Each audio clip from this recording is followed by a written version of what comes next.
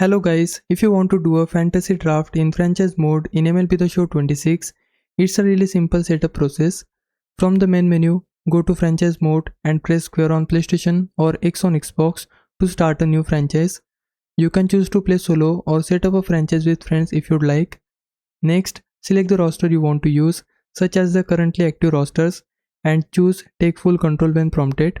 After that, pick the team you want to manage. It doesn't matter which team you choose, since the fantasy draft will completely rebuild every roster. Once you have selected your team, move down and continue to the franchise settings screen. Here, you'll see an option labeled Fantasy Draft. Make sure to turn this setting on before starting your franchise. Once Fantasy Draft is enabled, the game will generate the draft order for all teams.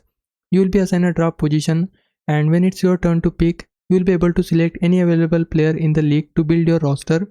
For example, if you have an early draft pick, you can choose top players available at that time and begin building your dream team from scratch. That's all you need to do to start a fantasy draft in MLB The Show 26. Simply enable the fantasy draft option during franchise setup and you'll be ready to draft your new roster on PS5 or Xbox.